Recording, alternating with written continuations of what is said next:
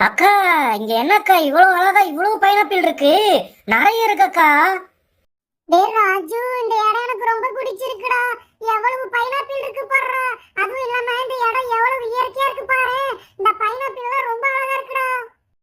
அடேங்கப்பா, எவ்வளவு காய்ச்சி இருக்கு! இது என்ன பச்சை கலர்ல இருக்கு? இது கொஞ்சம் சரியா பழுக்கல போல இருக்கு.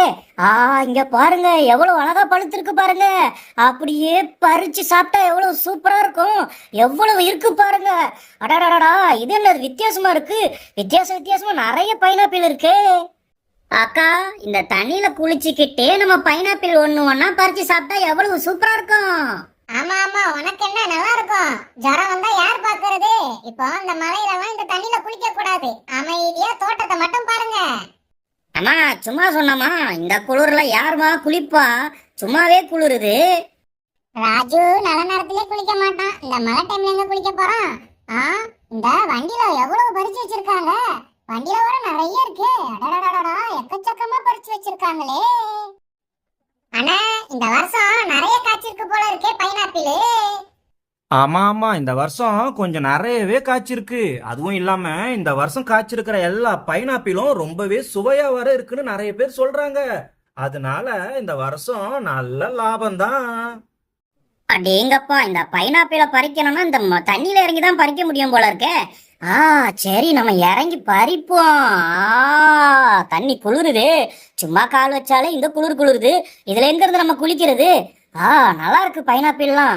அடாடாடாடா, சாப்பிட்டா எவ்வளவு தித்திப்பா இருக்கும்னு ஒண்ணுமே தெரியலையே. சூப்பரா இருக்கும் போல இருக்கே. டே ராஜு, அங்கெல்லாம் இறங்காத. தண்ணியில ஏதாச்சும் பாம்பு கிம்பு கிடக்க போதுடா. ஏறி வாடா. என்னப்பா சொல்றீங்க? பாம்பு இருக்குமா? குதிச்சிரு.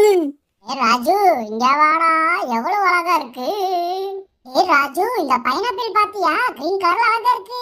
இதுதான் நான் பறிச்சு சாப்பிட போறேன்டா. எது கிரீன் கலர்ல இருக்குது பறிக்க போறீங்களா? அது இன்னும் பழுக்கவே இல்லையே. நீங்க இந்த பச்சை கலர்ல இருக்கிறத மட்டும் பறிக்காதீங்க, ஏன்னா அது பழுக்கல. இந்த ஆரஞ்சு கலரு, மஞ்சள் கலரு இதெல்லாம் தான் நல்லா பழுத்து இருக்கும். சரியா?